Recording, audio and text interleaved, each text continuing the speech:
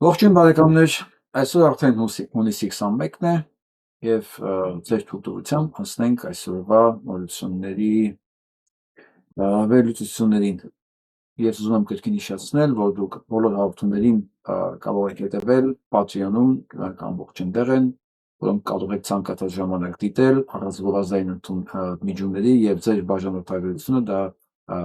ձեր բաժին նպաստն է մեր ալիքի նորմալ անխափան աշխատանքին։ Իսկ նրանք, ովքեր ուզում են մեկ անգամյա նվիրատվություններով օգտակար լինեն, խնդրեմ բոլոր տարբերակները տաքնեն, այնպես որ մենք շատ գնահատում ենք,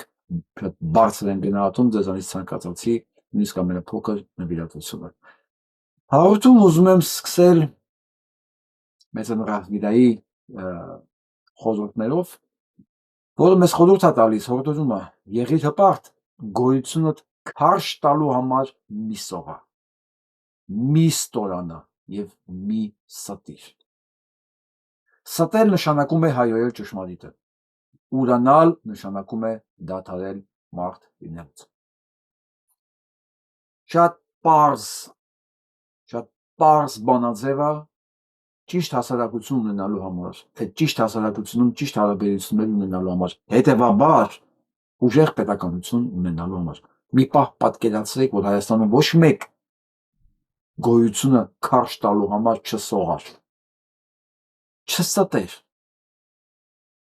չանպատվեր ճշմարտությունը։ Պատկերացրեք մենք ինչ հասարակություն կունենայինք, թվում է ինչքան պարզ, բայց միևնույն ժամանակ ինչքան բարդ գործ է, չէ՞։ Իսկ Աննա Հակոբյանը որոշել է գիտնականների համաժողով բացել և այնտեղ ներկայացրել է կրթվիր, որ հաղթես շարժման նոր ռազմավարությունը։ Աշխարհի առանց չափազանցության եմ ասում, ամենաանկիրթ երևույթի կինը գիտնականների համաժողովում զեկույցներ է կարդում ու նոր շարժում կրթվիր, որ հաղթես։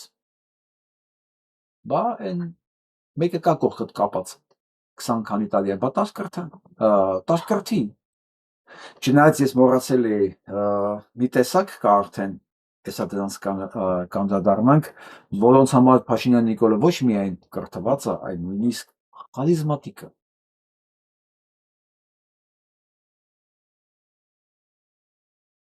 Իսկ նրանց մասին Թժդերն ասում է, հագ ու ձևական իշխանություն փնտրում են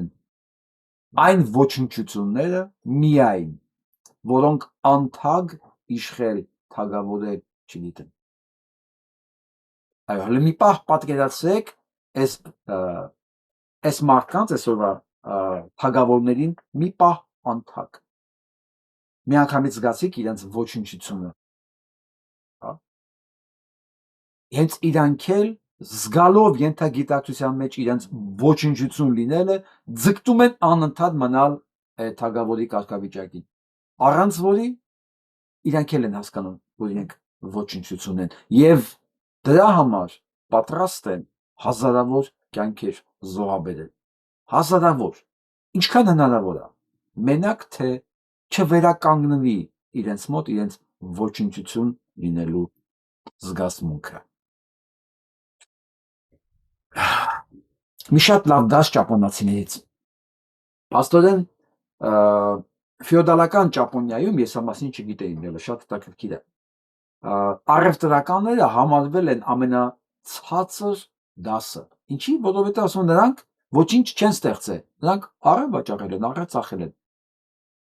Պատկերացնում եք, մինչդեռ մեր մոտ ինքը իշխանություն է։ Ավելի բարձր են եղել արհեստավորները, որոնք ինչ-որ մի բան ամեն դեպքում ստեղծել են, արհեստավորները արդեն ստեղծող դասն է, իսկ դրանից բարձր կանգնած է եղել գյուղացին, որը կերակրել է այդ բոլորին, և դրանից ավելի բարձր կանգնել են արդեն իշխանական սամուրայների դասը, զինվորականների դասը։ Եվ ոսես նայում ես այս երեխան, նոր հասկանում ես մարդու արժեքը ոնց է իրանց մոտ դասակարգված։ Զգացիք, որ մեր մոտ հակառակն է շուռ տված։ Զգացիք, որ մեր չարչիությունը առևտրականները թոփ լեվելի վրա, գրզոներ, լֆիկներ, դոդեր, նայեք, Լնայք Գուգո Արսենյաններ, այս առևտրական դասը ցանկացած ժամանակ, ցանկացած իշխանության տակ, ցանկացած ձևով, որտեղ դրանք մի հատ աստված ունեն, դա փողն է։ Մի հատ աստված։ Ճապոնացիների համար փող աստված չի։ Իրենց մոտ զինվորականներն են ամենաառաջինը, որտեղ երկիրն իրանք են պահում։ Իսկ մեր մոտ զինվորականները վերջը, նույնիսկ ավելի ցածր կատեգորիա, քան ոստիկանը։ Ոստիկանը, որ պահում է իշխանությանը, ջարդելով ժողովրդին, ավելի լավ է ապրում, քան զինվորը, որ պահում է երկիրը արտաքին թշնամուց։ Հատուկ ինչ եք ուզում։ Այս մենտալիտետի մեջ մենք ուժեղ պետականություն ունենանք, որտեղ չարչիությունը, գրզոն, բազազարտեմները ավելի պատվավոր տեղ ունեն, քան մեզ բոլորիս անվտանգությունը պահող զինվորները։ Դուք հասկանում եք, այս մանի մակարդակի վրա մենք ինչքան ենք վնասում ինքներս մեզ, մենք ինչքան փոխելու բան ունենք, մինչդեռ առաջ տես չէր։ Ֆեոդալական Հայաստանում, իրական Հայաստանում, բարձր կարգավիճակում մեր մոտ հենց զինվորականներն էին, հենց զինվորականները, որոնք հենց իշխանական տոհմերն էին ներկայացնում, որովհետև երկիրը պահելու պատիվը իրանցն էր։ Տեսեք գլխի վայր ոնց է շուռ եկել։ Նես չի, որ ճապոնացիները ունեցել են, մենք չենք ունեցել, մենք էլ ենք ունեցել, ուղղակի ճապոնացին պահել է, մենք։ Ես որ անդադ խոսում եմ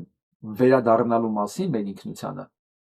տեսեք էլ ինչքան շերտեր է բացվում, տեսեք էլ ինչքան շերտեր է բացվում, սա որոշել է, որ պետք է կրթվի, որ հաղթի, կարելի է մտածել, որ իր եթիմը մի ամբողջ երկիր տարավ պարտության, այդ երեխեքին, որ տարավ սպանեց, դրանք կրթված չէին, այն բալետ պարող տղեն, որ սպանվեց, նա պրիմա բալետ պարող էր, այն մնջախաղի դերասանը, որ սպանվեց, դա մնջախաղի եզակի տաղանդ ունեցող երիտասարդ էր, ֆիզիկայի ֆակուլտետի պրոֆեսորին, որ տարան սպանեցին, ֆիզիկայի ֆակուլտետ, դրանք ընդհանրապես արգելված պիտի լիներ բանակ գնալը, բայց իրանք տարան կրթված շերտը սպանելու, որ դու մեզ կանգնեն ասեն, դու պիտի կրթվես, որ հաղթես։ Իսկ դրա համար ինչ տարբերություն դուք ում եք տանում սպանելու։ Ինչ տարբերություն։ Ինչ տարբերություն դուք դիպլոմը չեք ստուգում, տանեք սպանեք դիպլոմավորի թե չէ։ Դուք նույնիսկ 15 եզակի մասնագիտություն ունեցող սակրավորների սպանեցիք ու վառեցիք։ Ու այդ օրն էլ ժպիտով այսպես նկար դրեցիր, որ այսօր մեզ ասի կրթվիր, որ հաղթես։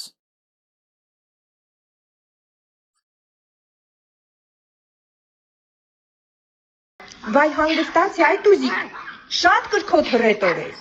բայց հերիք է հայերիս ահաբեկ ես, մենք առանց էդ էլ վախեցած ազգ ենք, տեսնում ես ինչ Իր կրթոտ հռետորի մասին։ Ես նրան խորհուրդ կտամ, որ այս կրթվելու, հաղթելու շրջանակներում իր կողակցին բացատրի, որ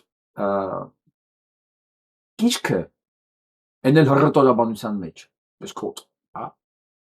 դա գրեհիկ է։ Գրեհիկ։ Հայաստանում Գլաձորի համալսարանում այնտեղ ճարտասանություն են սովորում, որտեղ կիրք չկար։ Կարողակի ճիշտ կազմված գրագետ կազմված նախադասություն։ Դու սկսի քո ընտանիքից կրթել, որոնց հասկացա, որ հռետորաբանությունը կիրթ չի կարա լինի, կրքոտ չի կարա լինի, այսպես հասկացա։ Չես անում, ծպտումներս դուրս չի գալիս։ Ես քեզ առաջարկում եմ, դու Բա սրանք ամեն ինչ խառնել են իրար։ Գրեհկությունը, կրթվածությունը, տգիտությունը։ Սրանք որոշել են, որ իրենք, չգիտեմ, պատահման վարչապետի կինեն արդեն կարող են ճաշակ թելադրել, էսթետիկա թելադրել, խոսել կրթության մասին։ Կրթությունից առաջ մարդ պետք է լինի բարեկիրթ։ Կրթություն կարելի է ստանալ, բայց մնալ չոբան։ Մնալ կրքոտ հռետոր։ Այն հիմարներն էլ լսում են մեր հռետորը կրքոտ է, հա, իհարկե։ Եթե տենց իհարկե նախադասություն կա կրքոտ հռետոր։ բարեկրթությունն է կարևոր։ Դիպլոմավորված անկիրները շատ ավելի վտանգավոր են։ Մինչդեռ նույն ժամանակ, երբ որ մեզ ասում են կրկսվեք, որ հաղթեք, Алиева. В Баку на форуме Исламского банка развития Ильхам Алиев сделал шокирующее заявление. Он напомнил миру о катастрофе 90-х, когда 1 миллион азербайджанцев стали беженцами, а весь мир просто закрыл на это глаза. Сегодня Запад каждый день кричит о санкциях. Но, как жестко отметил президент, когда Армения безнаказанно оккупировала чужие земли, никто даже не заикнулся о наказании для Еревана. Алиев раскрыл правду. 17 лет он вел бесполезные переговоры, показывал крупным державам карты оккупации, а в ответ слышал лишь наглые ультиматумы. Ба, 1 միլիոն փախստական, օկուպացիա, դան ինչով ենք պատասխանում ենք, ռիսկը թավաքես, այդ ժանիք բայց այս հաճոցը Ալիևի նկատմամբ չի, այդ հաճոցը ժողովրդի նկատմամբ է, կամ այսօրվա հհն ամենահաջողված պրոյեկտն է, ամենահաջողված իր զոհերով ու զոհողություններով,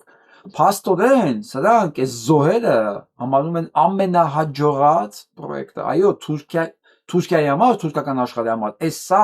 ամենահաջողած պրոյեկտն է, որովհետև սա արդյունքում իրանք արդեն գծել են 2050-ի Թուրքիան ոնց է լինելու, որտեղ ոչ Հայաստան կա քարտեզի vələ, incəlik ոչ el Vəlastan. Yani akıllarına Osmanlı Devleti geliyor ya da başka haritalar geliyor. Çünkü Türk dünyasına bakıldığında Türkiye'nin tabii çok daha geniş bir çerçevede etki alanı olduğu görülmekte. Şimdi bu raporları biraz da o çerçevede okumak lazım. Այո, եթե այս զոհերը, այսքան զոհեր տալ ամենահաջող պրոյեկտն են, ինքը չի լամաչում դրանից։ Ինքը չեմ ասում, իր հաջողված, ամենահաջողված գործարքն է եղել, այդքան երեխա սպանելը, այդքան մարդկանց տաները քանդելը։ Ինքը պարզ ասում է դրա մասին։ Երեք ինչքան անցնում է օրերը, ես մտածում եի կարող է ես լինելով գեր-էմոցիոնալ վիճակում, չեմ ասում կրկոտ, հա, գեր-էմոցիոնալ վիճակում, ասենք հայտարարեցի, որ ցանկացած մարդ հոսանձայն է տալիս, անձնական թշնամին է։ Ես ամեն օր գալիս եմ եզրակացության, որ իմ վիճակը գեր-էմոցիոնալ չի եղել, եղել է ուղղակի վերջնական այդ վիճակին հասնել, այդ հայտարարելու համար։ Որովհետև սա ամեն օրը ապացուցում, որ բացառապես թշնամին ձայն կտա սրան, որի համար էս ամբողջ կոտորածը, որ իրականացվել է այս ժողովրդի հետ, եղել է ամենահաջողված պրոյեկտը։ Ես ամեն օր եմ վերանայում իմ պահվածքը, իմ խոսքը, իմ կարծիքը, իմ մոտ ամեն օր էս update է լինում, նախ որ ես ինքս չլճանամ, որ ես ինքս, եթե նույնիսկ միտեղ սխալ եմ եղել, անմիջապես առաջինը ես ներողություն խնդրեմ, քանի ինձ մատնացույց չեն արել, ոչ թե ես վախենում եմ մատնացույց լինելու, չի ես սիրում եմ ես ինքս առաջ միջ նայել, եւ այս մասով ես ամեն օր վերանայելով,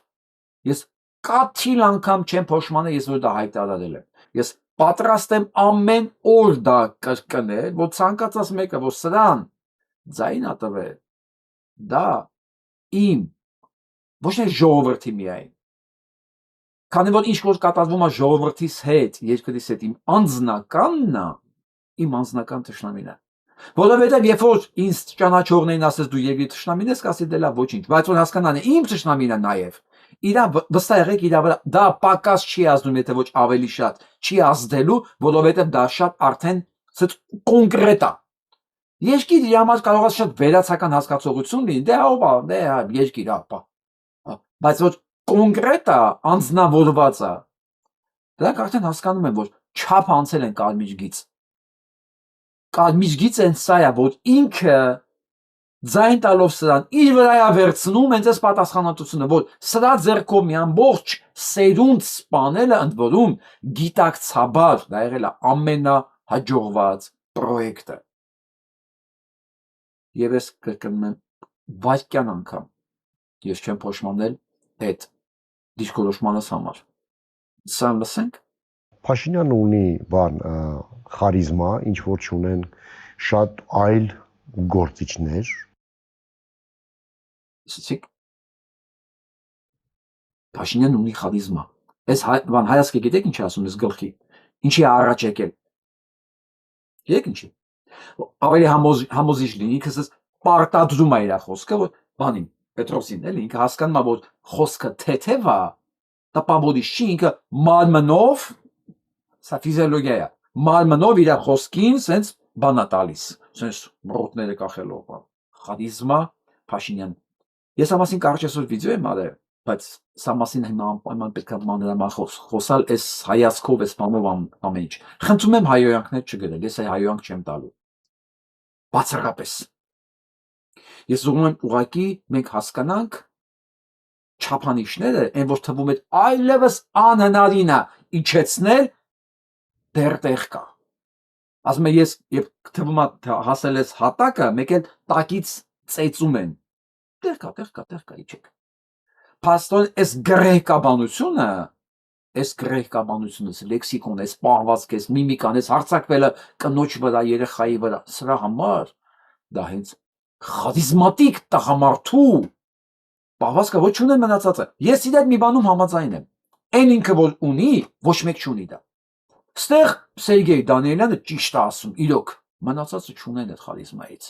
Ուղղակի ստեղ անունն է ուրիշ։ Հա, մնացածը տես գրեհիկ ու լկտի, հայերեն դրան ասում են դիշովի։ Սա դիշիվիզմը մարդու կա, չէ՞ որ մարդն ինքս դիշովկա է, էլի, իր պահվածքով։ Իմ համար ցանկացած տղամարդ, որ գոռում է կնոջ վրա, ներերախու ներկայությամբ, ուրիշ կնոջ վրա։ Իրանն էլ չէ, էլի, ասես, իրանն է, ասեն, պահա, ամուսիններն կարող է բարկանել։ Չէ, լրիվ ուրիշ կին։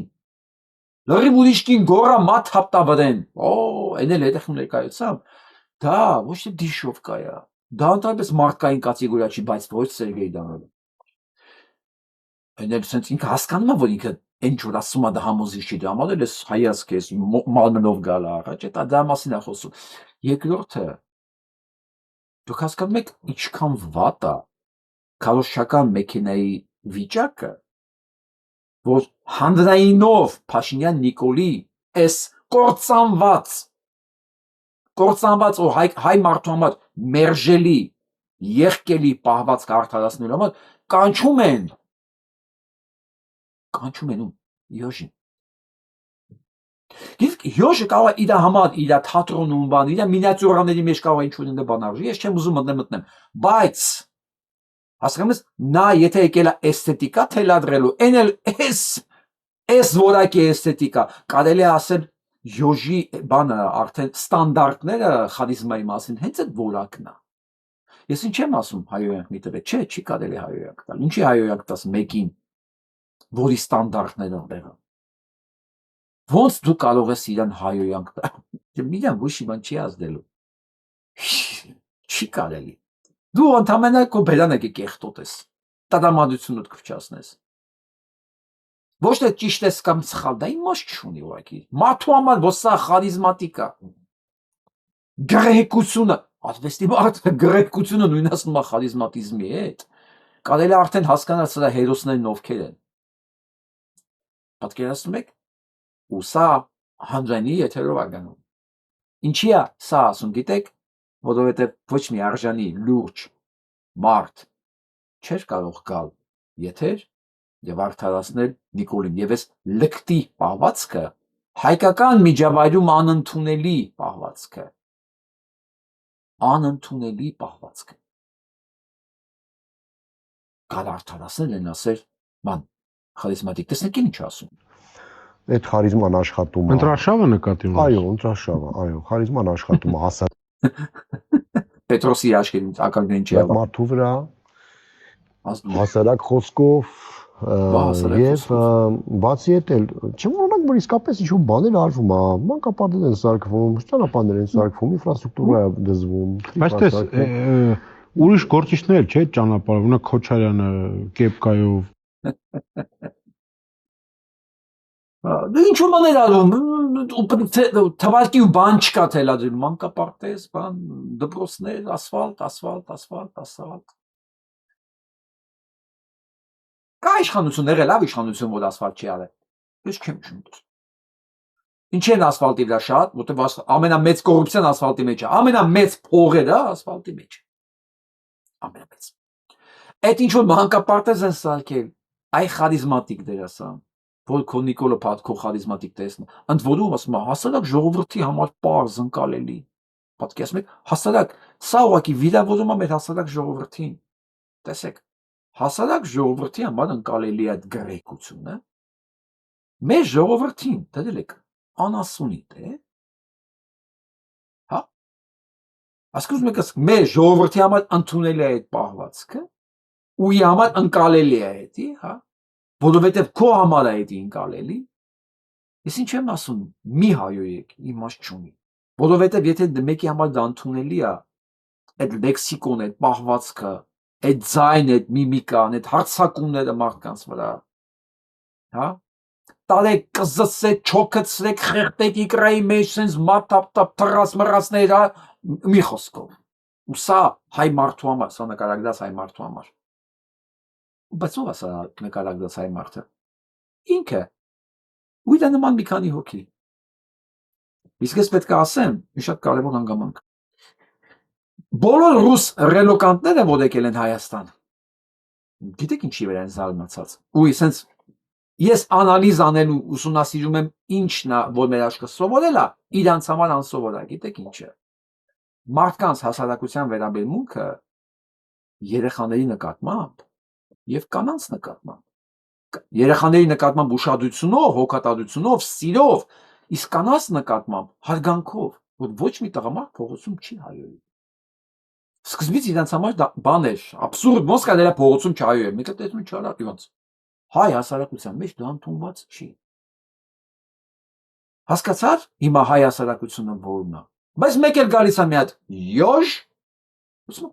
հայ ժողովրդի համար դա նորմալ է, չէ, դա հայ ժողովրդի չի։ Ինչ որ մի բան է, շերտ է, որի համար դա անկալելի է, երբ որ իրեն ասում են անասուն, դու ուրիշ բան չի հասկանում երևի, հա։ Երբ որ իրեն ասում են թռած, դու թռած ես, ինչի չես մեռել արա, այդ իր համար անկալելի է։ Ու ինքը մտածում է, կական ինչ չեմ մեռավոր։ Կարայի չեմ մեռնեի էլի։ Կարայի չեմ մեռնեի, ինչի չեմ մեռել։ Մեղավոր եմ։ Նույնպես եմ կրկնում։ Այս հաղորդումը մի բանի մասին է ասում։ Իմ համար շատ կարևոր։ Որ Հայաստանում չէր գտնվել մի արժանի մարդ, որ իրեն թույլ տար գար Փաշինյան Նիկոլին արդարացներ հանրայինով եւ կանչել էին յոժ։ Գիտեք ինչի։ Որտեղ մտամենը 2 օր առաջ ինքը հայտարարել է, որ ոնց կրել է 500,000 հոգի ռուսին ընտրի։ Ինքը չէ զարմացել, որ 700,000 ձայն կարան գտեն թուրքերի օգտին, բայց ինքը ներվել է ռուսների օգտին։ Ուրեմն հիշեք, երբ որ գալիս է կանգնում է ընտրությունը ռուսի եւ թուրքի միջեւ, հայ ընտրում է միշտ ռուս, որտեղ այնտեղ ցեղասպանության վտանգ չկա, այնտեղ ցեղասպանություն է։ Ստե կարող վատա դու ճորտ ես, դու չգիտեմ Nokia ես, իրանալ Ford Post, բայց նույն քրիստոնյանա քո վրա էքզիստենցիալ վտանգը չկա։ Թուրքիայում մենք տեսել ենք այդ ցեղասպանությունը։ Միշտ իմացեք, երբ եկավ կանգնավ այս ընտրությունը, հայ ընտրել է Ռուսաստանը։ Ինչն է այդտեղ զարմանալու։ Եվ որ տեսա ճաշ չունի սեփական պետության, ոչ ասելու, չէ, մի հատ էլ փորձեն, կարող ոչ այս անգամ չկոտորեն։ Մարդիկ, որ արդեն իրենց քարտեզերի վրա քեզ ջնջել են։ Քեզ ջնջել են ուղղակի արդեն։ Այդ որ անասուննա գնալու ընտրի ջնջվելը։ Հա, կա այդպես։ Ու ես էլ ասում եմ իրանք ով են։ Այդ նախիրը ուզում այդպես։ Կանքեմ չեն ուզում, իրան ասում են էդի, ճիշտ գնում է։ Հա։ Այդ հայտարարելուց հետո ասում են լավ աշխատում։ Լատենտ Նիկոլականը, հələ թող մի հատ գա հանրայինով, որովհետև ոչ մեկ չի գալի։ Ոչ մեկ չի ուզում մնալ պատմության կեղտի մեջ, որովհետև որ մեկը Փաշինյան Նիկոլա պաշտպանի, ինքը հասկանում է, ինքը հավերժ չանցնող, չլվացվող կեղտի է ձեռք տվել։ Դրա համար սա մնացել է յոժերի հույսին։ Քոչարյանն ընդդեմ ԿՀ-ի դատարանը վարույթ է ընդունել երկրորդ նախագահի այցադիմումը։ Հարցը Քոչարյանը չի, հարցը այս հետընտրական վիճակն է։ Տեսեք ինչ ունենք այսօր։ Ունիկալ պատմականորեն երբեք նմանատիպ չեղած վիճակ հետընտրական զարգացումների առումով։ Մենք ասենք երկու հետընտրական զարգացում ենք ունեցել Քոչարյան Ռոբերտից հետո։ Ջարցեց արյուն նույնը Փաշինյան Նիկոլ, նույնը Սերժից հետո։ Ասենք մեր բոլոր ընտրությունները հետընտրական շատ նման են եղել։ Շատ կեղծված ընտրություններ, փողոցային պայքար, մահակ, գնացինք տներով։ Ձերբակալվածներ, ինվալիդներ, մի խոսքով։ Եվրոպան էլ ասեց դե լավ, դուք կապիկներ այդ բանանային պետություն եք, այս մեկը մի քիչ ավելի լավն էր, քան նախկինը։ Ինչպես հիմա ասեցին։ Հիմա եկել է 26 թիվ։ Բացահայտ ընտրակերտիկ, այն աստիճան ընտրակերտիկ, որ նույնիսկ իշխանությունն ասում, որ սա ընտրակերտիկներով է կայացած ընտրությունը։ Բողոքորների մեջ նույնիսկ Նիկոլի Արման Բաբաջանյանն է, ու ոչ մի հետընտրական զարգացում չկա, փողոցային պայքար չկա։ Գիտեք սա ինչ բան է հալվածը Փաշինյան Նիկոլին։ Ինքս ես կեսատ կանգնած է, նայեք, ինքը ոչ ընտրվել է, ոչ հաղթել է, ոչ պարտվել է, ինքը չի պարտվել։ Մեր համար ինքը չի պարտվել, ինքը իր համար է պարտվել, բայց ինքը չի հաղթել։ Սա մեծ հիմար վիճակ է, այ գիտեք երբ ինքը հաղթած կզգար իրեն, որ մի քիչ բան լներ, լարվածություն ուներ փողոցում, կարողանար ինքը մտնել իր դերի մեջ, հա, ասեր կջնջեմ, ասֆալտին կփռեմ, ես կանեմ, ղժղժար։ Մի քանի օր ջարդեմ տշեր էին փողոցում, ինքը ցույց տալ աշխարհին, տենում եք, ռուսները փոխում էին իշխանություն զավթել։ Էլի վստահ եղեք, Եվրոպան ասել էր ոչ տեսել եմ, ոչ լսել եմ։ Տեղյակ չեմ։ Ինչ անում է Նիկոլը, դեմոկրատական սկզբունքներին դեմ չի, ճիշտ է։ Ու մեկ է, ոչ մի բան չի կատարվում։ Գնացել են դատարան։ Հա, այդ միտինգին չէ, չեն անում։ Սկզբի օրը այդ գիշերը պարտադրանքի պետք է, որ սրանք են սատկած դեմքերի հիշում եք, այդ գիշեր կանային ինֆարկտ ստանային։ Այդ պահը բացա թողնվել։ Հիմա այն ինչ որ կատարվում է, ինձ դուր է գալի։ Գիտեք ինչի է դուր գալի։ Նիկոլին զրկել են որևէ բան անելու հնարավորությունից։ Որևէ ձև ռևանշ վերցնելու, այսինքն ինչն է իր վատ վիճակը, ինքը չի հաղթի, ինքը ուզում է, ինքը արյան կարոտ մարդ է, ինքը ուզում է ջարդի, ապացուցի, որ ինքը հաղթել է։ Հնարավորություն չեն տալի, ոչ մի բան չեն տալի։ Սահմանադրական դատարան կտանեն կներկայացնեն 25,000 կեղծված 25,000, այսինքն բաները որտեղ ստորագրություն չկա։ Քվեաթերթիկներ առանց ստորագրության, դա արդեն կեղծիկ է։ 25,000 որ հանեց Փաշինյան Նիկոլից, ինքը 49-ից իջնում է 47%։ Ընդհանրապես դա մահ է։ Հիմա նման փաստեր լիքն են, մարդիկ վերցել են գնալու են դատարան հերթով։ Առնվազն 7 կուսակցություն այսօր որ գնում եք։ Մնացածը ինչի չեն գնում, ինչի են սպասում, իհարկե կարևոր է, բայց այս պահին իմ համար էդի տենց առարկայական չի, որովհետև առնվազն 7-ը գնում է։ Հա։ Ու գնում է լուր։ Առանց աղմուկի, առանց փողոցային երթերի, ցույցերի, որը Փաշինյան Նիկոլին զրկում է հաղթանակ տանելու, մահակով հաղթանակ ապահովելու հաճույքից։ Իրոք վստահ եղեք, որովհետև ինքը դրանից հաճույք է ստանալու, իր ոհմակն էլ իր ամբողջն էլ վայելել այդ ջարդի հաճույքը, առանց մտածելով, որ գիտեք, երբ որ մահակը աշխատում առանց օրենքի, այդ մահակը գալու է մի օր իր գլխին էլ իջնի, էլի, որովհետև օրենք չկա։ Ու տենց է։ Դա տենց է, այսօր այդ մահակը աշխատանցել առանց օրենքի, եւ Քոչարյան Ռոբերտը, եւ Սերժիկը Սարգսյան, ու տենց է, այսօր կանեի դրանց վրա է իջնի մահակը։ Չնայած Սերժիկ Սարգսյանն այնքան խելոք է, որ միջև մահակը իր ձեռն է, ոչ թե Նիկոլ Փաշինյանը։ Ինչը։ Սա այս հետընտրական վիճակն է, տեսնենք քաղաքական հասունության առումով ինչքան կերիքի այսօրվա բողոքավորներին, բողոքի դիմում ներկայացնողներին, որ իրենք կարողանան հասնել նոր ընտրությունների իմջևից։ Թե ինչ պատկեր կլինի նոր ընտրությունների ժամանակ, կարելի է փորձել գուշակել, ասիկ ես կարող եմ ասել հետևյալը, որ քանի որ սենց ասեմ, հա։ Բայց լսեք այս տեսանյութը հասկանանք։ Սա բժիշկ է։ Я врач государственной поликлиники, и я зарабатываю меньше, чем все мои коллеги. Не потому, что я плохо лечу пациентов. Мое начальство уже 3-й месяц урезает мне стимулирующие выплаты, потому что я не выполняю планы. Ко мне приходят пациенты со своей болью, в надежде, что я решу их проблему. Мое время на прием ограничено 12 минутами, за которые я должен собрать полный анамнез, осмотреть пациента,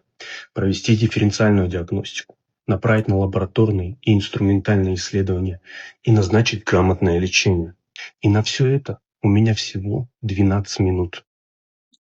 Ես մեծ Թուրքիայի բարեկամների համար բացատրեմ, ինքը պոլիկլինիկայի բժիշկ է եւ ասում եմ երրորդ ամիսն է մեր աշխատավարձը կտրել են։ Եվ սահմանել են նոր կարգ, որ ես 12 րոպեվա մեջ պետք է հաճախորդին սպասարկեմ։ Ես պետք է հասցնեմ անկետաները իրեն լրացնեմ, նայեմ հիվանդության բաները։ Ես հաջորդ ես ամբողջ տեսանյութն եմ նայել, էլի։ Ամբողջ հիվանդության պատմությունը նայեմ, տեսնեմ ինչեր ընդունել, ինչեր չի ընդունել, ինչ ալերգիան ունի, ինչ խնդիր ունի, նոր ճիշտ բուժում ընդունեմ, նշանակեմ անալիզներ վերցնեմ եւ այդ ամբողջի համար ինձ տրված 12 րոպե։ Եթե դու չես կարողանում 12 րոպեվա մեջ տեղավորվես, քեզ զրկում են ավելավճարից եւ դու ստանում ես կոպեկներ, որովհետեւ դու չես կատարել պլանը։ Սա կոչվում է բժշկություն, առողջապահություն ըստ Նիկոլի։ Հիմա հիվանդները որ գալիս են, չեն հասցնում լիարժեք բուժում ստանան, որովհետեւ մարդը չի հասցնում, ոնց կարող է ինքը անալիզներ ուղարկի, հետ գա այդ ամեն ինչը նայի, ստուգի, ուսումնասիրի, բժշկական պատմությունը, բան 12 րոպեվա մեջ։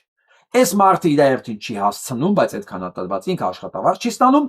հիվանդներ չի ստանում ճիշտ բժշկական օգնություն։ Սա ընդամենը մի փոքրիկ մասն է, պլյուս Թելսելը բարձրացնում է սակագինը, միջնորդավճար, դարձնում է 500 դրամ։ Պլյուս մնացած այն տաքսերը, որ հարկեր ասեց, տաքսիստները պետք է ավելանա ալկոհոլի, խմիչքի, գազի, էլ ինչ կա այնտեղ։ Ինքը այս ընթացքում այնքան բան հասցրեց անել, որ երկրորդ փուլը, ես ինչի համար եմ սա շեշտում, հա, որ երկրորդ փուլ կոչվածը, սա իր համար պլյուսը մի հատ նայեք հլը արտահանումը Եվրոպական երկրների սուտ խոստումները պարզվեց, չկա ու չի կարա այդպես բան լինի։ Չի կարա, որտեղ չի կարա։ Դիմացը փակեց ռուսական շուկաները, չնայած ինչքան ուզում է ռուսական շուկաները, փակի պարզվում է իր օլիգարխները թուրքական ֆիրմաների տակ ամեն դեպքում իրանց դրանք Թուրքիայի ախպեր են, չէ։ Թուրքական ֆիրմաների տակ ամեն դեպքում իրանց ապրանքը տանում են Ռուսաստան։ Բայց դուք հասկանում եք, չէ՞, որ ասենք սա մի երկու հոգի կարա այնել իրանցի իշխանություններից թուրքերը դինեն ախպերներ, որ դա կարողանան իրականացնել։ Այնել ինչի համար են սրանց անում։ Ինչի համար են սրանց անում, թուրքերին սա պետք չի։ Որ պահեն իրանց ագենտներին Հայաստանում։ Այդ ձևով նաև օգնեն, որ չսկեն սրանք։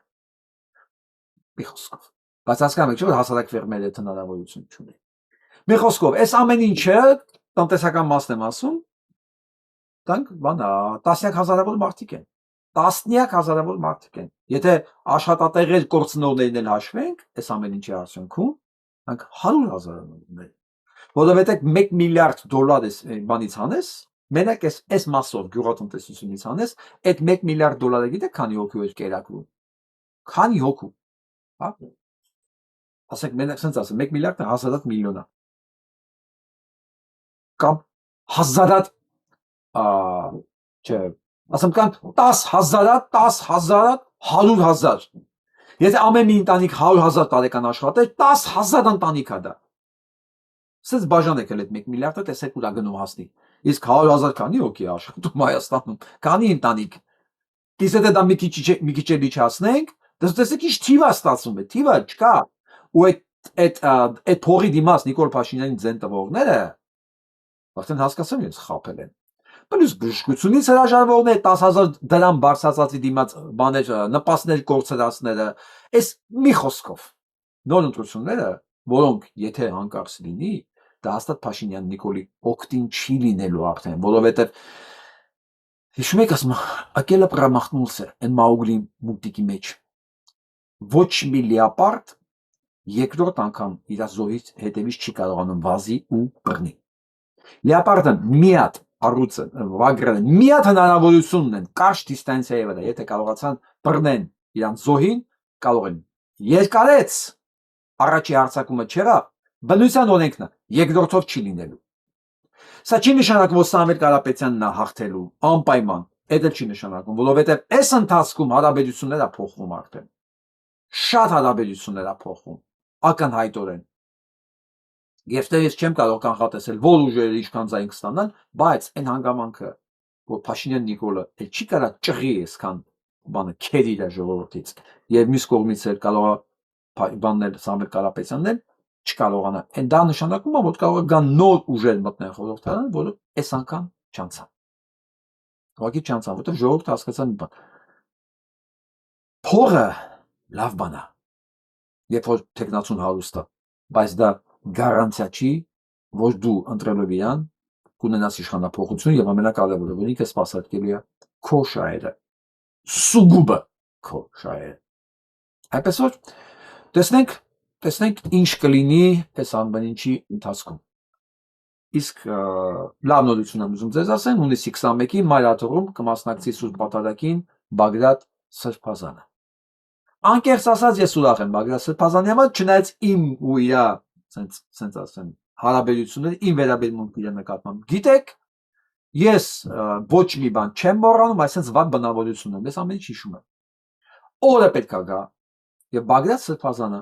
պետքա մեզ լսումներ լինի եւ ասի ինչ եղավ ոսկեպար պաղանիս այդ տարածքները հանձնելու օրերին եւ ինքը պետք է ասի բոլոր նրանց անունները ովքեր կանգնած էին այդ շարժման հետևում, որոնց շնորհիվ Փաշինյան Նիկոլը կարողացավ հանգիստ սահուն հանձնել մեր տարածքները։ Իսկ հիմա թող ինքը մասնակցի Պատարագին որպես հոգևորական, հուսով եմ մեր այդ պարզաբանումների օրը չի ուշանալու։ Ես հասկանում եմ, որ շատ մարդկանց համար սա մի քիչ բան է, վայրենի հանջում, ասես դու ում կողմից ես, ես գիտեմ լսելու եմ սա։ Դու ում կողմից ես, դու ռուսի կողմից ես, թուրքի կողմից ես, դու ինչ ես ուզում ինքը կարմանտаж գալը։ Լսեք, ես մեր կողմից եմ, ես իմ կողմից եմ առաջին հերթին, ես իմ երկրի կողմից եմ ու ես գիտեմ մի բան, ստի վրա ոչ մի բան չես կարող կառուցել։ Սխալվելն էլ մարդու համար է, բայց միջև ամեն ինչ տեղը տեղին չես դնում, դու չես կարող կեղծիքի վրա ապագա կառուցես։ Հենց դրա համար ինձ ամեն ինչում ասա պետք։ Հստակություն։ Ոչ մի բան պետք է թաքուն չմնա։ Հակառակ դեպքում մենք շարունակելու ենք իրար ստել։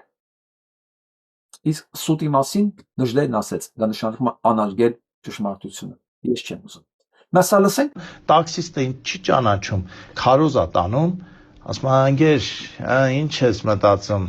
այս ընտրություններին սրանցից կարանք բրձնենք, ապես։ Ասում են, բայց որ բրձնում ենք, որ ինչ անենք, ախպեր, դե մենք չենք կարող Ռուսաստանի ապրենք, գնանք Ռուսաստանի ոտները ընկնենք, օգնի մեզ, ախպեր, Սամոն դրա համար էլ եկել է, մենք պետք է իրան քյոմակ անենք, ախպեր։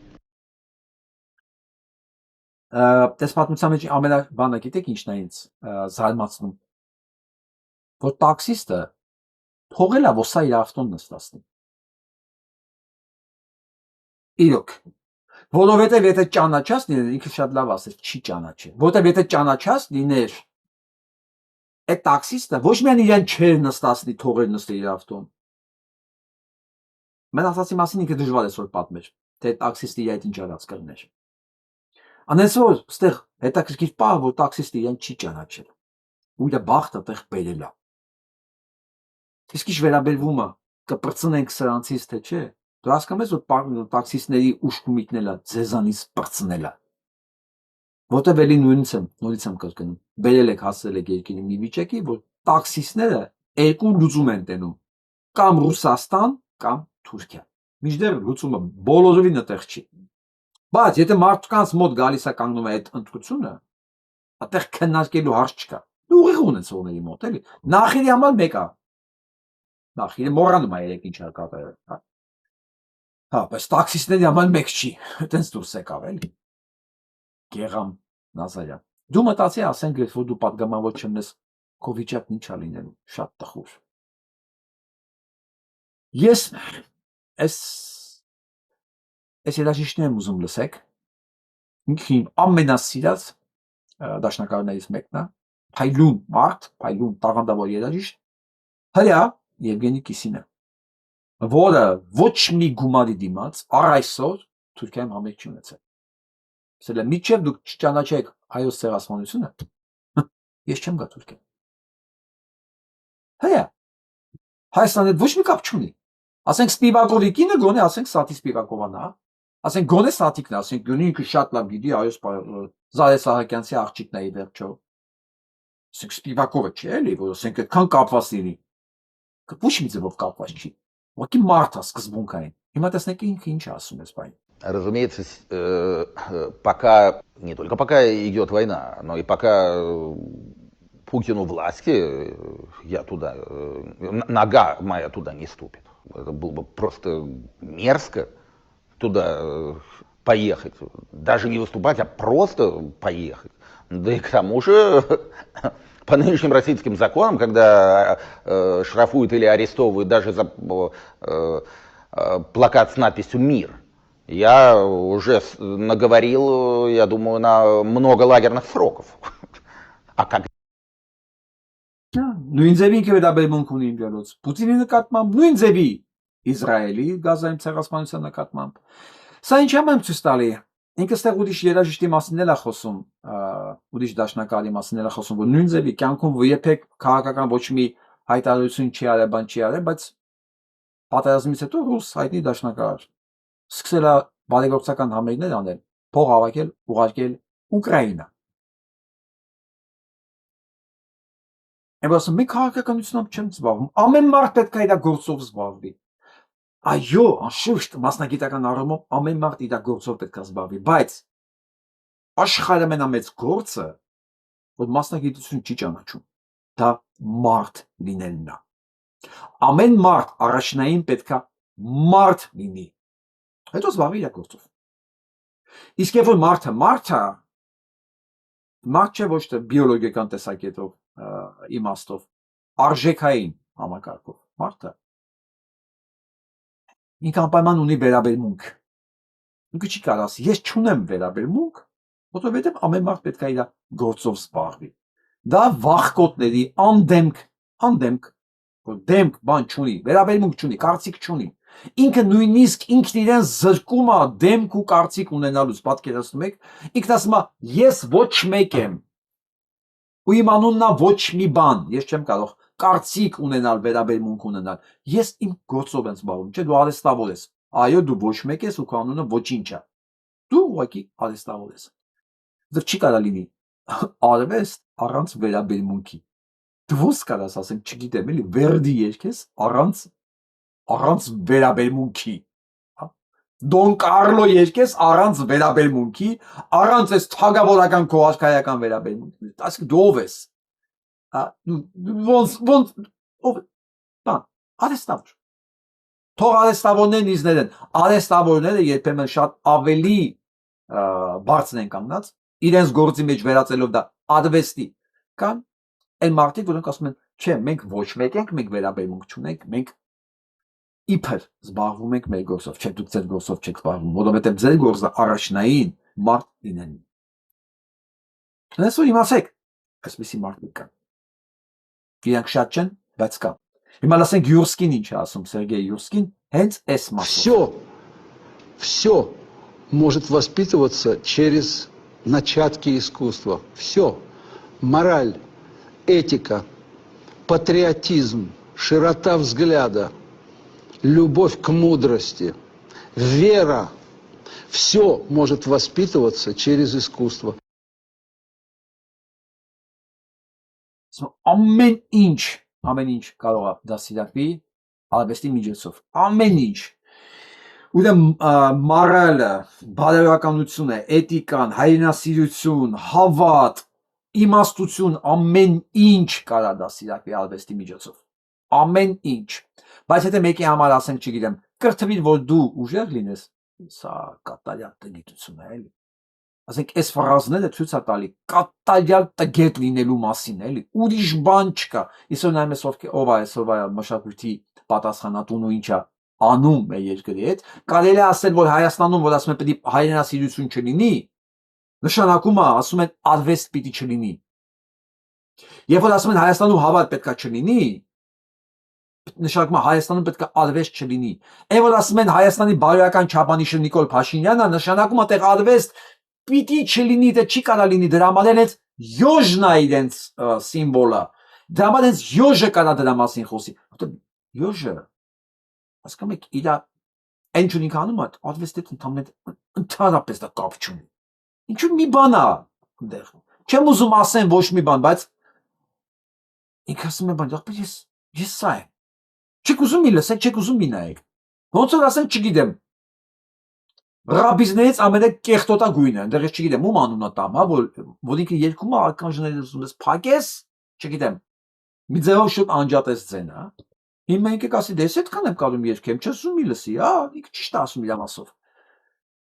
Ինքը ճիշտ է ասում իր մասով, բայց եթե իր ձենը բարձր է մնացածից, նշանակում է այդ երկրում կառավարություն չկա։ Նշանակում է այդ երկրում արվեստ չկա։ Եթե ինքը էսթետիկա ու քաղաքականություն է թելադրում, նշանակում է իր ներկայությամբ կարա ծնվի եւ ընդունվի մենակ Փաշինյան Նիկոլ տեսակը։ Որովհետեւ եթե ասեն, չգիտեմ, Թաթուլը դեմք չլիներ Հայաստանում, այդ տարածքում չէր կարա ծնվել Նիկոլ Փաշինյան։ Որովհետեւ ասեն Կարեն Դեմիրճյան ժամանակ Թաթուլ չէր կարա լիներ ավտարից այդ հեղինակություն։ Ինքը իրանք էլի կային։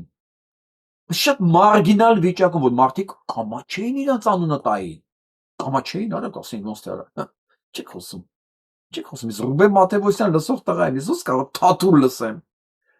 Կամ ես ռադա Գյորգի Միլասյանն եմ լսում, ես ո՞ս Թաթուլ կլսեմ։ Զգացիք ինչքան հնացած անուններ ասեցի։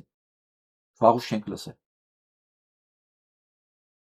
Սա ամբողջ իր հետ կապված է, ամբողջը։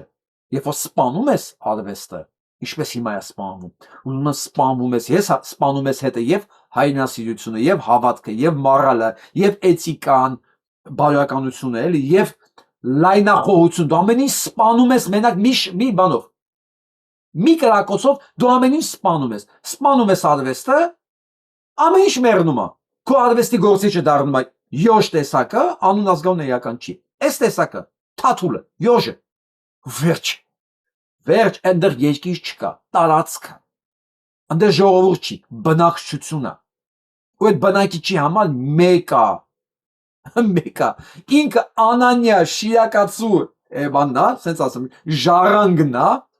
հա, երբ որ 7-րդ դարում ինքը արդեն գիտեր, որ երկրագնդը կլոր է, ինքը հաշվարկներ ուներ արդեն այդ ամեն ինչի, մինչև Գալիլեո Գալիլեան են ասել։ Դա հենց ասենք մոտարապես մի 7-8 տարի հետո։ Իժաման մեկը, լսի, Անանյա շիրակացին իրան ինչ։ Ինքը բնակիչ է, մի հատ տարածքում, որտեղ ոչ մի մարդկային ստանդարտ գոյություն չունի։ Այ մեր տարածքը ձգտում է վերածել այնպես մի հատ տարածք, որտեղ մնա մենակ բնակիչներ, որտեղ Նիկոլ տեսակը ընդունելի լինի, ու նույնիսկ դրան նաև որպես խարիզմատիկ տեսակ։ Բայց մի քիչ վերածում եք, մենք հələ կռիվ ենք տալու, ու ձեզ հիշացնելու ենք, որ ձեր տեղը ամենաներքևի բաժնում է։ Ոչ թե դուք տեղ չունեք, չէ, ունեք։ Ամենաներքևի բաժնում է, ու չենք ալարելու ձեզ հիշացնել։ Դուք հանկարծ չմտածեք, որ բան ասում է, ոնց են ասում, անշուն գեղեք ընկել էլի, հա։ Չմտածեք։ Քանի մենք կանք, ձեզ միշտ հիշացնելու ենք դրա մասին։ Ես կամ կիսն կա, յուրսկին կա։ Այն խաթաբալադայի մեջ հիշում եք, ասում է, ես կամ, դու կաս, հովիկը կա, հա։ Իսկ հիմա տեսնենք այսօր ինչա կատարվել Phenomenal Եվրոպայում, դուք ստեղել եք նայեք։ A historic moment in Europe as the EU Parliament votes 418 to 218 to deport all illegal migrants. They're shouting, send them home. Պատմական օր են կոչում այս որոշումը, այս օրը, երբ որ Եվրոպական պարլամենտը ընդունել է օրենք, որ բոլոր էմիգրանտներին հետ են ուղարկում տուն։ Ես չգիտեմ ես արդյունքում Հայաստան ինչքան մարդ դեպորտ կալվի, բայց Եվրոպան ծափատալի։ Ես ասեմ, Եվրոպայի համար սա փոփոխություն է։ Ես հասկանում եմ այն մարդկանց դժվարությունները, ցավը, մասնավորապես հայերի հետ կապված, որոնք ինչ-ինչ պայմաններով ստիպված են եղել լքել, ստիպված են եղել դառնալ էմիգրանտ, բայց սա թողենք, սա անձնական է։ Եվրոպայի համար այս էմիգրանտները, դեռ չէ՞ որ մենակ նա հայեր չեն։ Դրանց մեջ եւ ուկրաինացիներ կան, եւ ռուսներ կան, եւ հայեր կան, եւ Միջին Ասիայից, եւ չգիտեմ, Միջին Արևելքից, եւ աֆրիկական երկրներից։ Այս վերջի 20-30 տարին Եվրոպայի համար այս գիտեք է սիոնիստներն ինչ բերեցին Եվրոպայի գլխին վերացնելու աստիճան այս քաղաքակրթությունը հիշեք եվրոպական քաղաքակրթության վերացնելու ծրագիրը վերացնելու էմիգրանտների ձեռքով դա սիոնիստական ծրագիր այս ծրագիրը վերջ դնելը վերջ նշանակում է կտրել Իսրայելի ձեռքերը Եվրոպան քանդելու վերաբերյալ նույնիսկ եմ կրկնում, ես հասկանում եմ մարդիկ, որ կլինեն ստիպված վերադառնալու են, բայց ես գլոբալ եմ նայում, սա Եվրոպայի փոփոխությունն էր։ Իրոք։ Ով եղել է, ասենք, չգիտեմ, վերջի տարիներին Գերմանիայում, Ֆրանսիայում, մասնավորապես Փարիզ, Մարսել, Լիոն, այդ մեծ քաղաքները, Բերլին, չգիտեմ, Մյունխեն, ես որ միշտ եղել եմ, մշտապես, այս վերջի տարիներին ես չգիտեմ արդեն ես ո՞ց տեղ եմ։ Ես նայում եմ Քյոլնի տաճարը, ուշքս գնում, այսպես վերև նայելուց, շունչդ կտրվում այդ Քյոլնի տաճարը նայելուց, գլուխդ իջացնում ես ներքև մարդկանց ես նայում, հասկանում ես, որ այս տաճարը կամ պատահական է հայտնվեց տեղ, կամ սրանք են պատահական հայտնվեց տեղ։ Ու այդ հայտնվածների շնորհիվ էր, որ կարար այրվեր Փարիզի Աստվածամոր տաճարը։ Ես դրանից 2 օր առաջ տեղ էի, Փարիզի Աստվածամոր տաճարում էի։ Մի ամիս այնտեղ համերգներ ունեի, ասենք տաճարում չէ էլի, այցելել էի այնտեղ։ Մի ամիս ես Փարիզում համերգներ ունեի։ Վերջացնում եմ 2 օր հետո տեղափոխվում ենք այնտեղ, չգիտեմ որ երկրում է արդեն համերգների ժամանակ, համերգի միջմանը նայում եմ նորությունը Աստվածամոր տաճարն են վառել։ Ինչու՞ էմիգրանտ։ Հիմա տեսնենք ինչ զարգացումներ կունենա։ Եվ այսպես իսրայելցիներն արդեն իրոք բողոքում են, ասում են գնա, Նետանյահու գնա։ Դու արդեն մեր կոկորդին ես նստած, դու տապալել ես ամեն ինչ, քո մոտ ոչ մի բան չի ստացվում, ասում են էլ մի առաջադրվի։ Իսկ ինքը նորից ուզում առաջադրվի որպես պրեմիեր մինիստր։ Ու 59%-ը դեմ է 59%, որ սա նորից առաջադրվի։ 33%-ն է ընդամենը սրան աջակցում պետության մեջ։ Նիկոլ էլի։ Նիկոլ։ Հələ սա գոնե ինչ անում է, իրակարծություն իր պետության համար անում։ Հիշում եք, որ ես ասում եմ, սպասեք տերորիստական բանը հարձակումների։ Ասել եմ, չէ՞։ Չուշացավ հենց հաջորդ օրը։ Սա Բրուկլինում է։ Եկեղեցին վարում է։ 174 տարվա եկեղեցի։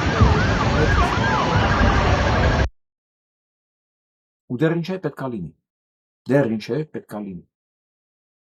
Հիշում եք այդ պայմանագրի ստորագրման ժամանակ, երբ որ Թրամփը ստորագրում էր, Նետանյահու միակ նկատ տարածեց, ինքը Մոսադի շեֆի հետ նստած է։ Նույն ժամանակ ինքը դες տարածում է։ Հրամանակա բոլոր յաչեկները, բջիջները աշխարհով մեկ։ Բոլոր բջիջները ակտիվանում են, ում ինչ ասեն, ինչ ուզեն, կարան անեն։ Միջելոց։ Այդ բջիջներից նաև Հայաստանում կա, ոչ միայն Մոսադի, այլ թուրքական հատուկ ծառայությունների ևս։ Դիք։ Չզարմանաք, մենք ԱԱԾ չունենք։ Մեր ԱԱԾ-ն այն կառույցն է, հիշեք, Փաշինյան Նիկոլ ինչ էր ասում, որ ինչ ուզենա կարա ասի։ Ինչ ուզենա, ինչ ինֆորմացիա ուզենա, կարա տարածի։ Խնդիր չունի։ Several sections of the interview focused on how support for Israel is on the decline here in America, especially among young people, Democrat and Republican and independent, and what the cause of that is. Now, here's an excerpt. This is from the full interview where we removed a lengthy aside from Netanyahu. Բիխոսկով սամի արտակարգ հաղորդումներ ես արագացած նայեցի, խոսքը ինչի մասին է, թե ոնց է իջնում, ընկնում Իսրայելի նկատմամբ աջակցության այս բանը, ցուցանիշները։ մոտավորապես ասեմ ինչ անի, մանավանդ ասում են երիտասարդների մոտ։ Այս midterm միջին ընտրությունները անցնելու են բոլոր կանդիդատները ով դեմ է Իսրայելին։ Այսինքն նշանակում է շատ կարճ ժամանակ հետո բոլոր օգնությունները, որոնք գնում են Իսրայել, դրանք կամ պակասելու են կամ ընդհանրապես վերանան։ Այսինքն դրան է գնում ամեն ինչ։ Սա նշանակում է նոր տերորիստական ակտեր, նոր պատերազմներ, բայց արդյունքում Իսրայելը ինքը մենակ ոչ մի բան չի կարող անել։ Մենակ առանց այդ հսկայական միլիարդավոր դոլարների օգնության, որ տալիս է եւ զենքի ձևով, եւ աշխատավարձի ձևով, եւ թոշակների ձևով, եւ ուղղակի օգնության տարբեր ձևերով։ Պատկերացեք Իսրայելը ինչ կկատարվի, երբ որ Ամերիկան դադարի հովանավորել Իսրայելի առողջապահության համակարգը։ Հասկանում եք, որ Իսրայելում առողջապահությունը ծրի է, որովհետեւ Ամերիկան է դա հովանավորում։ Ամերիկայում դա հսկայական փողեր արժի, ֆանտաստիկ, դու մի հատ, չգիտեմ, արյան անալիզս անեմ $700 է։ Պարս, պրիմիտիվ բաներ։ Ես մի անգամ սրտի խնդիր ունեի, մի անգամ գնացի հիվանդանոց $12,000 վերց չի բան եկավ։ Չեք եկավ։ Դուք հասկանում եք ինչ թվեր է Ամերիկայի Միացյալ Նահանգներում։ Իսկ Իսրայելի բնակիչների համար դա ամեն ինչը ծրի է։ Փողը Ամերիկան է տալիս։ Քանի հոգի կմնա Իսրայելում, եթե հանկարծ Ամերիկան դադարի իրանց պահել։ Ո՞րքի պահել։ Ուսումը ծրի է, բժշկությունը ծրի է, աշխատավարձերը բարձր է, բոլորը ոչ թե իրանցն է, Ամերիկան է փողը տալի։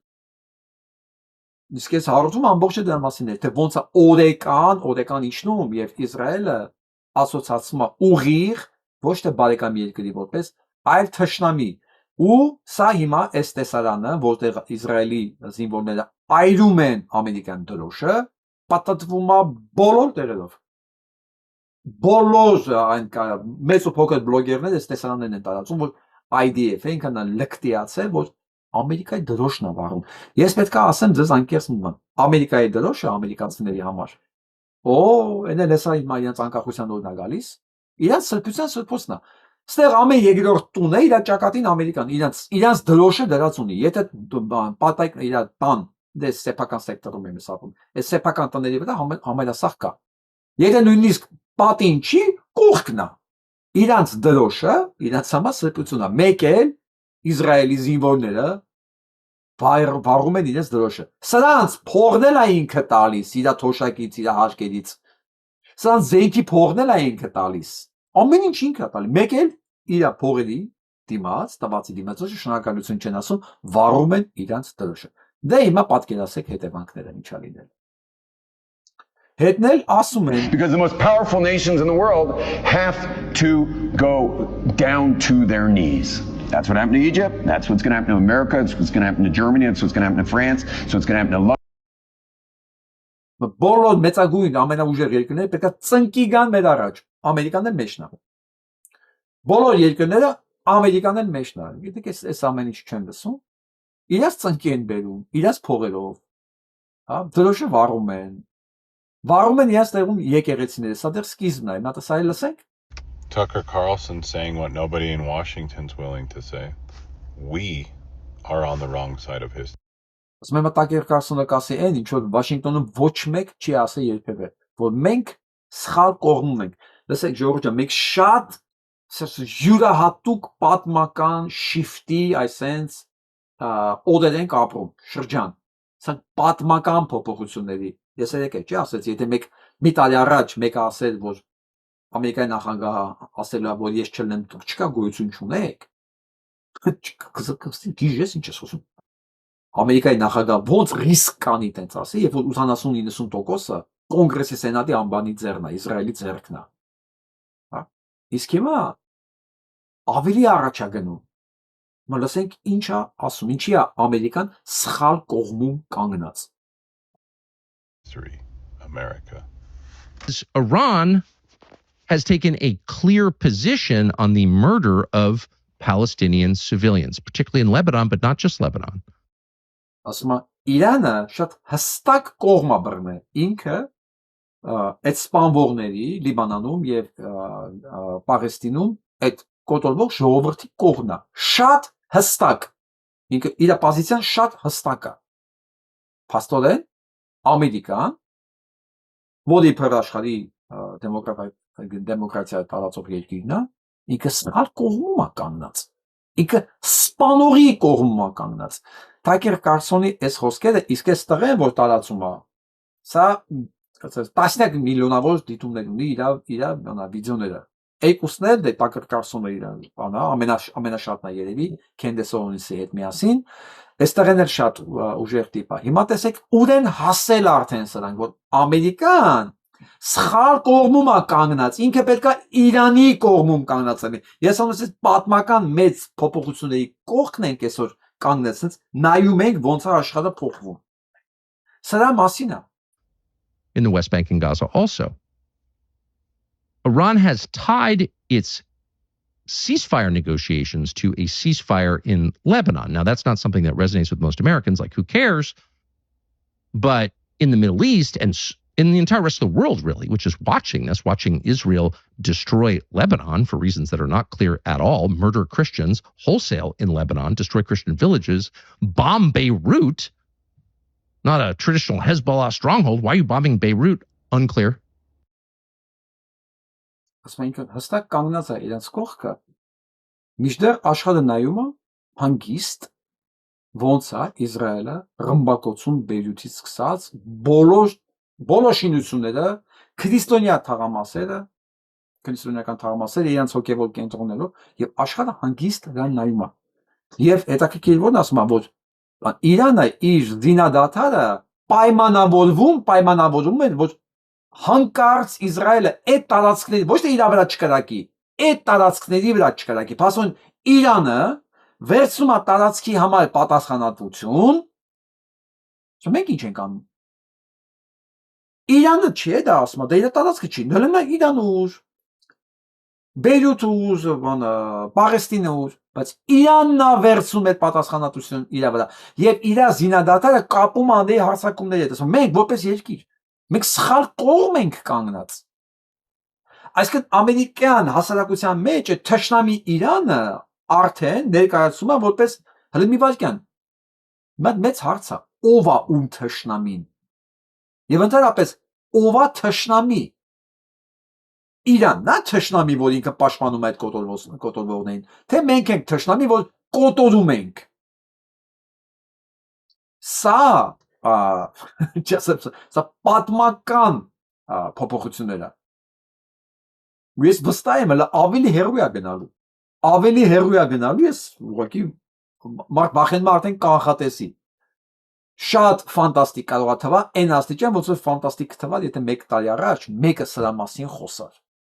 Որովհետև 1 տարի առաջ ինչ էր, Իրանը համարվում էր տերորիստական երկիր, որը հովանավորում է տերորիստական կազմակերպությունները, մի խոսքով Ամերիկայի թշնամին է, Իսրայելի թշնամին է, աշխարհի ամենապուպուշ երկրները, ամենաանտի երկրները դա Իսրայելն ու Ամերիկան են։ Չէ, այտենց է, չէ, բոլորի պատկերացումները։ Այսօր ամեն ինչ փոխվում է։ Փոխվում է Եվրոպայի վերաբերմունքը։ Եվրոպան չի դիտարկում այլ Իրանին որպես թշնամի եւ սպառնալիք։ Եվրոպայի համար ցեղասպան երկիրը հենց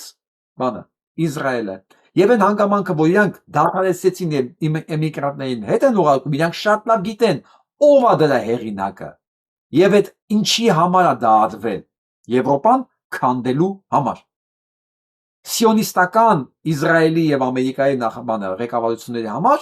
այս մշակութային կենտրոնը Եվրոպա կոչվողը, այդ ինք ամենամեծ թշնամին է։ Մենք դրա մասն ենք ինձ։ Եվ ինքը այդ իր սիոնիստների ձեռքով Ուրսուլա ֆոն դեր Լայնը եւ այլն, իրաց ձեռքով ուզում քանդեն։ Ով է այս օրենքների հեղինակները, որ էմիգրանտներին թողեք, փող տակ, մի աշխատեք, երեխա ունեցեք, փող կտանք, ներսից քանդեն Եվրոպան։ Արաբներն ինչ են արել 20-30 տարի։ Ով է այդ օրենքներն ընդունել։ Հենց դրանք։ Հենց այդ սիոնիստների ձեռից կերակրվող այդ քաղաքական գործիչները։ Շատ դժվար է կանես որոշմանը, շատ։ Բայց ես ուրախ եմ, որ եկա նշանակում է, որ մի երկու քաղաքական սերնդափոխությունից հետո Եվրոպան կարող է վերադառնա Եվրոպան, այսինքն Եվրոպան պիտի գնա Եվրոպա հələ։ Մենք չէ, հələ Եվրոպան ինքը պետք է գնա Եվրոպա, հասնի տեղ, Հետո մենք ասենք, գիտեք ինչ, մենք արդեն ցիվիլ բան ենք։ Մենք չենք ընդունում Փաշինյան Նիկոլներին, մենք չենք ընդունում Ալիևներին։ Ո՞նց է նշանակում, ինչ է նշանակում ցիվիլ Եվրոպա եւ դու ճանաչում ես Ալիևի իշխանությունը։ Ո՞նց։ Այդ քո ինչն է ցիվիլ։ Այդ չեմ ասում բանա Փաշինյան Նիկոլի, բայց ինչ տարբերություն։ Քո ինչն է ցիվիլ, եթե Ալիևը քո համար ընդունելի է։ Կամ Փաշինյան Նիկոլի հանցագործությունները։ Այսինքն հələ պետք է Եվրոպան գնա այդ ճանապարհը անցնի դառնա Եվրոպա, նոր մենք մտածենք ինչ ենք անում։ Իրանց հետ շփվում ենք թե չէ։ Բայց այսօրվա քայլը շատ կարևոր է, շատ։ Թրամփես կարծած գերի գիտեք սա մասին։ Տախմարս սա ուրիշ բան չես կարող ասես։ Հայտարարում է, որ Ջորջես Մելոնին խնդրում էր, որ իր հետ նկարվեր։ Եվ ինքը չի ուզեցավ բանալ նեղացնել, թողեց իր հետ նկարել։ Ու այդ մասին գրում է։ Մելոնին էլ գժված անդեր ասում է, հոպ, այ ախմախ։ Իտալացիները երբեք ոչ մեկին ոչ մի բան չեն խնդրել։ Սա գիտեք ինչի մասին է։ Ռուսաստանը հիմա շատ ծանր վիճակի է։ Ինչի՞, որովհետև սա որոշեց հիմա այդ չի օգնում։ Ռուսաստանը հիմա ասում է, օգնում եմ Ուկրաինային, խփի իշխան ուզում ես։ Այս պահվածքի մարդը, որ կարա կինը, իր ամենա սիրած կինը, իդ նկարվի հետո սես բան գրի, նշանակում է վաղը նույն ձևի, կարա Զելենսկուն կանչի, ասի, էլ մի կրակի, Պուտինին զանգի քեզ ասի, ես փոշմանեցի, արի սանկցիաների նորից հանում եմ քո վրայից, ինչ ուզում ես արա։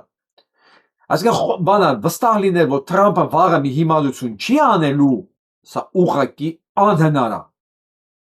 Սա այն կարգի մարդ է, որ իր ասածների, իր խոսքերի, իր գործողությունների համար պարզ հաշիվ չի տալիս։ Դիտինք կարա կնոջը, այնել երկրի, հսկայական երկրի պրեմիեր մինիստրի sense վիրավորի, բացահայտ։ Սա ամեն ինչի ընդունակ է։ Ամեն ինչ, ուղղակի նայած այդ ժամին գլխին ինչա գալիս էլի։ Դրա համար այն ես տեսնում եմ, ինչքան ոգևորված մարդ կա Ուկրաինա սիրող, որ ասում է, տեսակ, ես ոնց է էս անելու Ռուսաստանին, էս անելու Ռուսաստանին, ես հասկանում եմ ձեր ոգևորվածությունը։ Ես չի որ դարդ եմ անում դրան, չէ, բայց մի շատ մի ոգևորվեք, որտեղ վաղը Թրամփը կարա կարծիքը փոխի։ Ամեն ինչ հնարավոր է։ Ու սրա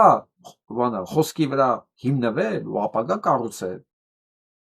կամ թրիփ կառուցել, հա, դրա համար պետք է ուղղակի մի քիչ խնդիր ունենալ, էլի մենթալ։ Հիմա այսօր հարց են տալիս մարդիկ, ասում են, եթե Ռուսաստանին մերժել են մրցումներին մասնակցելու աշխարհի առաջնության, որովհետև հարձակվել է Ուկրաինայի վրա, իսկ Ամերիկայի Միացյալ Նահանգներն ինչի չեն զրկել, ինքն հարձակվել է Իրանի վրա։ Լոգիկա է, չէ՞։ Էլ չի լինում ասել, մեզ կարելի է, այ դրանց չի կարելի։ Փոխվել են, փոխվել է, աշխարհը շատ է փոխվել։ Մնում է մենք Հայաստանում մի քիչ կարողանանք փոխվենք։ Սա շատ կարևոր հայտարարություն է։ Սա ամենա ազատի քաղաքական գործիչն է Թոմաս Մեսին, որն ասում է, որ Միջին Արևելքում բոլոր պատերազմները եւ արյունահեղությունները կդադարեն, երբ մենք դադարենք այս մարդասպանին փող տալը։ Այն որ ասում է, օրը գալու է զրկեն սան ամեն ինչից։ Հիմա Թոմաս Մեսին սան կարողացավ iPad-ը քանի միլիոն դոլար էր դրել, որ Իրան ընտրությունների ժամանակ կարողանային պարտության ենթարկել։ Ֆանտաստիկ քանակության փող էին թափել։ Բայց դա չի նշանակում, որ ինքը քաղաքականությունից դուրս եկավ, ինքը ամենաազդեցիկ դեմքերից է։ Եվ պարզ ասում է, եթե ուզում ենք պատերազմները եւ արյունահեղությունները դադարի, պետք է դադարեցնենք սրանց փող տալը։ Սա տերորիստական, ցեղասպանական երկիր է, Իսրայել կոչված է։ Հիմա վերադառնանք Հայաստան։ Ձեր կարծիքով ինչու Փաշինյանը Պուտինին Հայաստանի քարտեզով կրծքանշան չնվիրեց։ Այդքան էլ դեկրեցիոնաներ էտ աշճանի։ Դա լկրիություն չի տիկին ջան, ըստ Սերգեյ Դանիելյանի դա խարիզմատիկ բան է, գործողություն։ Շատ շնորհակալ եմ, որ չի արել տենց։ Արդեն ոտից գլուխ հայտարարեց մեզ բոլորիս, մի հատ էլ տաներ արդեն Դե բոլորին բաժանելով նվիրելով ման է գալիս։ Դե Իրանմաններին է, էլի Իրան ոնց ասեմ, գիտեք, իր ժեղերին է բաժանում։ Նորմալ մարդը չի վերցնի դրա ձեռքից տենց բաներ։ Արդեն ինչ ասեմ։ Բաժան։ Ոչ մի բան։ ամեն ինչ ասվեց էլի։ Իմջելոց այսօր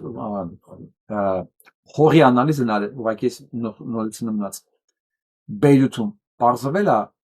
levels of glyphosate. Israel has sprayed chemical weapons 11,000 times stronger than normal pesticides across. Ուրեմն այս ռմբակոծությունների ժամանակ 11,000 անգամ ուժեղ պեստիցիդներից քիմիկալ զենք ա օգտագործել Բեյրութը ռմբակոծելու ժամանակ։ Հենց ֆոսֆորն ու հողի մեջից անալիզն ալ է տեսել են մարդկանց վրա վառած այլվածքները հողը սա ցեղասման երկիր է։ Այս ամեն ինչը որպես ռազմական հանցագործություններ գնալու է։ Ավազակապետությունը պարզապես վերածվել է լակոտապետության, էլի։ Ամենը այս այդ ապոխել։ Լավն է ձևակերպում է, իսկ դուր եկավ։ Սա եմ ուզում լսենք։ Նայենք։ Գիտեիք, որ համաշխարհային նավթարդյունաբերության հիմնադիրն ու կերոսինային լամպի գյուտարարը արմատներով հայ էր։ Խոսքը լեհահայ հայտնի գործիչ Իգնացի Լուկասևիչի մասին է։ 1853 թվականին աշխատելով Լվով քաղաքի դեղատներից մեկում նա կատարում է պատմական հայտնագործություն։ Լուկասևիչին հաջողվում է մշակել հում նավթի զտման գործընթացը եւ ստանալ մաքուր ու անվտանգ այրվող հեղուկ՝ կերոսին։ Նույն տարում նա նախագծում եւ ստեղծում է աշխարհում առաջին ժամանակակից կերոսինային լամպը։ Այս գյուտը հեղաշրջում արեց համաշխարհային կենցաղում, ապահովելով էժան եւ վստահելի լուսավորություն նախքան էլեկտրականության տարածումը։ Սակայն հայ ազգի գյուտարարը սրանով կանգ չառավ։ 1856 թվականին Լեհաստանի Ուլաշովիցե գյուղի մոտակայքում նա կառուցեց աշխարհում առաջին նավթի արդյունաբերական զտարանը։ Փաստացի հենց Լուկասևիչն էր, որ հիմք դրեց նավթի գլոբալ արդյունաբերությանը ամերիկյան նավթային բումից տարիներ առաջ։ Նա իր ողջ հարստությունը ծախսեց բարեգործության, դպրոցների ու հիվանդանոցների կառուցման վրա, պատմության մեջ մնալով որպես մեծագույն բարերար եւ գիտնական։ Մանթաշև Գուլբեկյան, գիտեք ինչ մարդիկ են եղել, ինչ փողեր են տիրապետել, քանի Հայաստան կարային առնեին այն ժամանակ։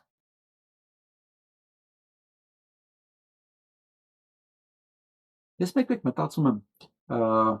այս շնորհը, որ Աստված տվել է հայերի, անհատական մակարդակի վրա, ինչն է պատճառը, որ միևնույն ժամանակ չի տվել պետության նկատմամբ հոգացության զգացողությունը նաև։ Ես Մանթաշևից շատ շնորհակալ եմ, որ ինքը Կոմիտաս է փրկել, որ Կոմիտաս է հովանավորել Խրիմյան Հայրիկի շնորհիվ, իր հեղինակության շնորհիվ, որ ուղարկեց սովորելու, որտեղ ռայալ առավ իր։ Իհարկե շատ շնորհակալ եմ, բայց հասկանում եք իրանք իրաց փողերով ինչեր կարող են այն ժամանակ անել։ Քանի Հայաստան կարող էին առնել Նուբալ Փաշան, Պողոս Նուբալ Փաշան։ Սրանք կանոններ են, որ ասում այդ ժամանակվա Թուրքիան կառնեին ուղղակի։ Ալեմացան Հայաստանի դեն քեշ փողով կառնեին, ասեն ախպեջան։ Ալի քեզ մի հատ կրզի առնեն այնտեղ չի դեպի Թուրքիայի համար։ Կամ ասենք սեփական բանակ կարող է ստեղծել իր փողերով, ազատագրել այդ տարածքները, էլի։ Դա էլ կարող էին անել։ Ինչի՞ չի ստացվում են։ Ինչի էլի։ Ինչի Աստված, ասեմ, sense մի թուշներս պաչել, համբյուրել, տվել այդ շնորհը, այն մյուս թուշիներ անենց ապտակե մատերի տեղերը, sense երեսներիս է։ Որ մենք չունենանք պետականության այդ զգացումի այդ կարևորությունը, էլի, որ պետականությունը կարևոր բան է, էլի։ Մի բան, որ թուրքերը առանց դրա չեն կարողանում ապրել։ Ոչ մի բան չունեն, դրա համար էլ հասկանում են, որ եթե դու ուզում ես մի բան անես, դու առաջին հերթին պետք է պետականություն ունես։ Ինչի՞ է սենց անարդար։ Կարող անարդար չի, կարող է եսին բանն է, մտքերի ֆանտազիան է, բայց ես սենց եմ տեսնում, Ժողովուրդ ջան, նայում եմ մեր այս դեմքերին, նայում եմ ինչ որ ունենք,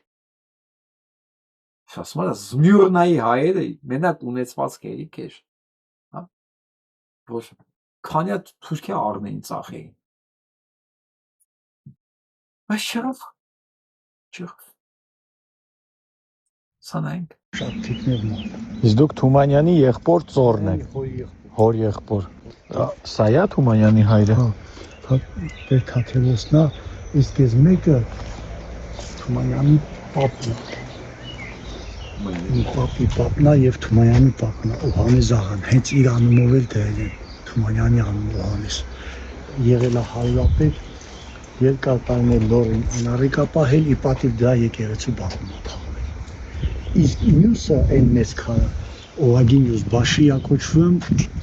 մեր պապի պապնա Թումանյանի պապի պապը ուրեմն եղել այլ այդ հարյուրապետ շատ թիկնեղ մարդ հայ Խաչատուր Աբոյանը որ նկարագրել է Օվագիմը հենց այդ Օվագիմն է ուրեմն ասում այնքան թիկնեղ է որ նստում էր ասում մի անգամից մի հատ ոչխար ուտեր բայց դա ոչ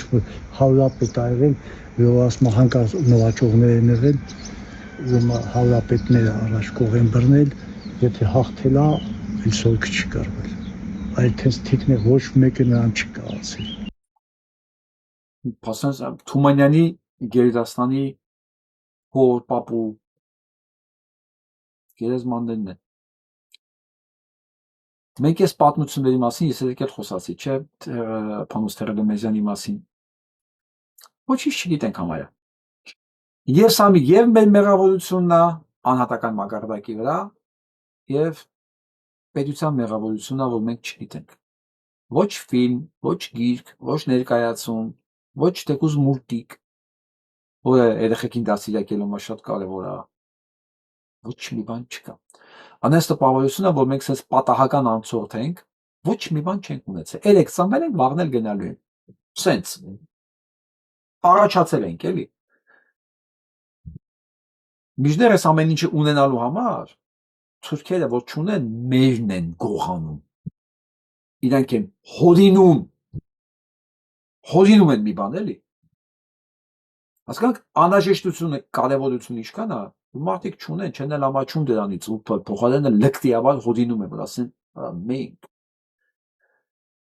ենք մի բան ունեցել, իսկ մենք չգիտեմ։ Իսա ասենք։ Դու որ սայթակել ու վայր ես ընկել ես, սակայն երբեք չես ծնկել, այլ մագլցել ես կատարից կատար, ելել ես անվերջ, բարձրացել ես վեր, քո ահեղ դարից առնելով թևեր, ելել ես, որ ողջ աշխարհը տեսնես, որ անօրինակ քո դարը տեսնես, բոլոր կերպերով նրան զգաս, շահացող խնդաս,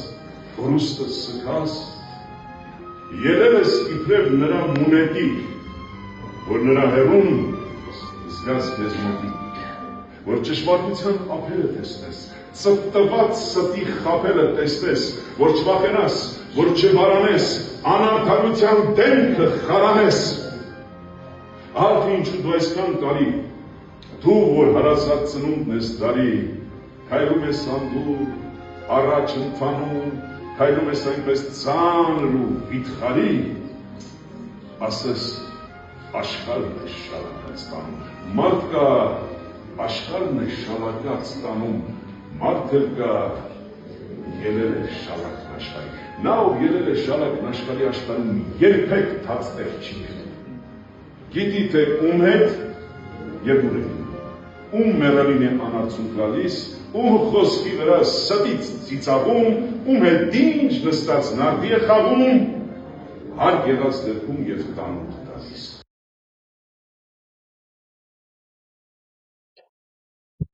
Ես հիշեցնեմ, որ այն դպրոցը, որտեղ Սևակն են սովորել, սա վտանգի տակ է, ուզում են քանդել։ Չգիտեմ ինչ ձևով անցել է պաշտպանության նախարարության իրապետության տակ, բալանսի։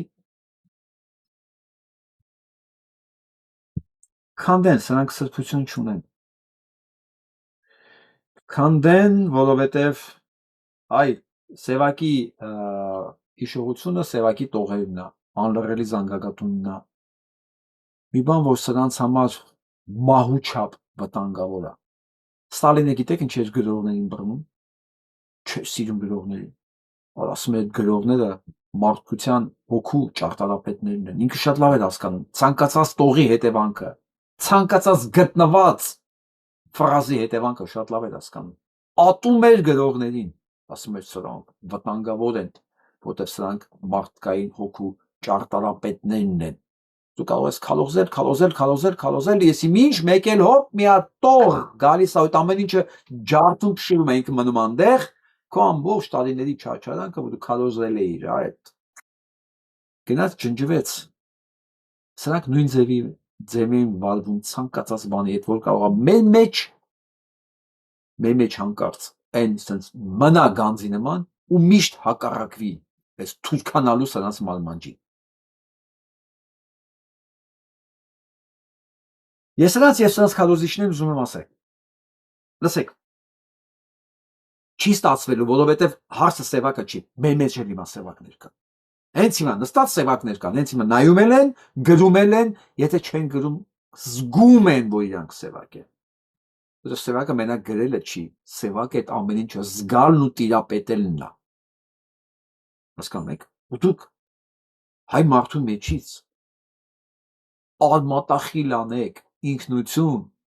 արմատախիլ անեք թուրքի նկատմամբ բնական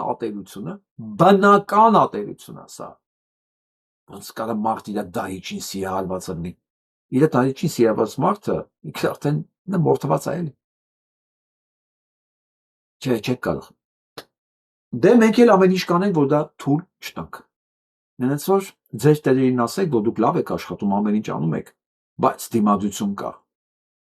կա ու լինելու է, անպայման։ Այսօրվա համար այսքանը, լավ մնացեք։